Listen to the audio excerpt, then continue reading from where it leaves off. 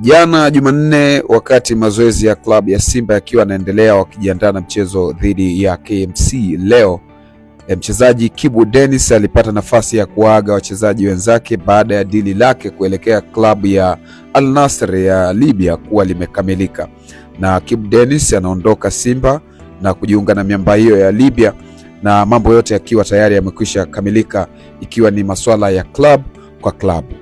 Mimi Simba nimeingia Simba 2021 na sasa nafikiri nimefanya kazi hapa Simba kwa miaka 4 na nusu sasa hivi.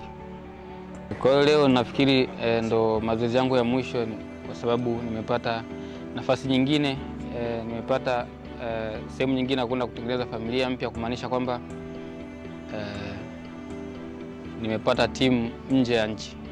Naweza kuwashukuru sana wachezaji wenzangu kwa muda wote ambao nimeanza kazi Simba mpaka leo. Inawezekana wengine ambao tuliingia nao Simba wengi washaondoka, lakini kwa wale ambao tulianza nao na nyie ambao sasa hivi nawaacha Simba, niweze kwanza kuwashukuru sana wachezaji wenzangu kwa sapoti ambayo mmeweza kunipa kama familia, kama ndugu, kama rafiki, pia na makocha, benchi la fundi wote na madaktari wote kwa kazi kubwa ambayo mmeweza kufanya na mimi, kunipa ushirikiano, kunisaidia pia mtambo hivyo.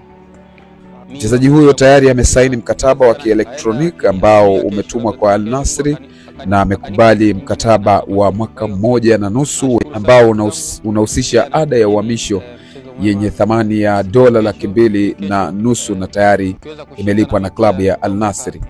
Mimi leo ndo siku yangu ya mwisho Simba, inawezekana nikaenda, lakini hatujui ya kesho, labda tena kesho Mungu akanipa riski nyingine tena hapa Simba. Kwa hiyo nawashukuru sana ndugu zangu, pia nawatakieni mchezo mwema siku ya kesho. Nafikiri kesho mkiweza kushinda na mimi pia nitaondoka na furaha, na pia nawatakieni heri msimu huu, Mungu aweze kuwatangulieni au kututangulieni kwamba tuweze kuchukua ubingwa na kuweza kutimiza malengo ya timu.